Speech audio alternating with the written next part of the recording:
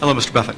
I got two short questions. One is, how do you find intrinsic value in a company? Well, intrinsic value is what is the number that if you were all-knowing about the future and could predict all the cash that a business would give you between now and Judgment Day, discounted at the proper discount rate, that number is what the intrinsic value of a business is. In other words, the only reason for making an investment and laying out money now is to get more money later on, right? That's what investing is all about. Now, when you look at a stock, when you look at a bond, assuming it's the United States government bond, it's very easy to tell how much you're going to get back. It says it right on the bond. It says when you get the interest payments, it says when you get the principal. So it's very easy to figure out the value of a bond. It can change tomorrow if interest rates change, but the cash flows are printed on the bond. The cash flows aren't printed on a stock certificate. That's the job of the analyst, is to print out, change that stock certificate, which represents an interest in the business, and change that into a bond and say, this is what I think it's going to pay out in the future. When we buy, some new machine for Shaw to make carpet, that's what we're thinking about, obviously, and you all learn that in business school. But it's the same thing for a big business. If you buy Coca-Cola today, the company is selling for about $110 to $15 billion in the market. The question is, if you had 110 or 15 billion, you wouldn't be listening to me, but I'd be listening to you incidentally. But the question is, would you lay it out today to get what the Coca-Cola company is going to deliver to you over the next 200 or 300 years? The discount rate doesn't make much difference as you get further out. And that is a question of how much cash they're going to give you.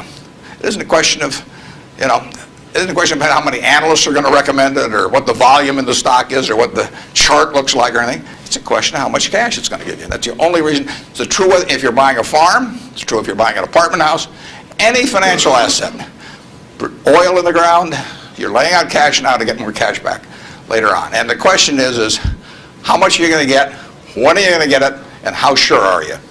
And when I calculate intrinsic value of a business, when we buy businesses, and whether we're buying all of a business or a little piece of a business, I always think we're buying the whole business, because that's my approach to it. I look at it and say, what will come out of this business and when? And what you really like, of course, is them to be able to use the money they earn and earn higher returns on it as you go along. I mean, Berkshire has never distributed anything to its shareholders, but its ability to distribute goes up as the value of the businesses we own increases. We can compound it internally, but the real question is, Berkshire selling for, we'll say, 105 or so billion now.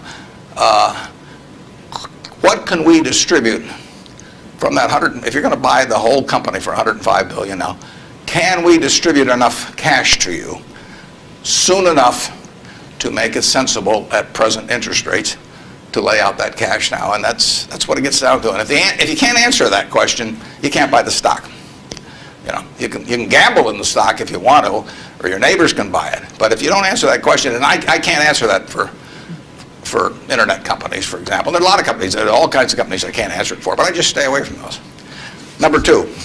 So you got formulas involved in finding intrinsic values on certain companies. I mean, you've got a mathematical system set up. Discounted present value of future cash, yeah. Okay. Second short question is, why haven't you written down your set of formulas or your strategies in written form so you can share it with everyone else? Well, I think I actually have written about that. If you read the annual reports over the recent years, in fact, the most recent annual report, I use what I've just been talking about. I use the illustration of Aesop. Because here Aesop was in 600 BC. Smart man, wasn't smart enough to know it was 600 BC, though. I mean, would take a little foresight. But Aesop, in between tortoises and hares and all these other things, he found time to write about, birds. And he said, a bird in the hand is worth two in the bush. Now, that isn't quite complete, because the question is, how sure are you that there are two in the bush? And how long do you have to wait to get them out? Now, he probably knew that, but he just didn't have time because he had all these other proverbs to write and had to get on with it. But he was halfway there in 600 BC. That's all there is to investing, is how many birds are in the bush, when are you going to get them out, and how sure are you? Now, if interest rates are 15%, roughly, you've got to get 2 birds out of the bush in 5 years to equal the bird in the hand.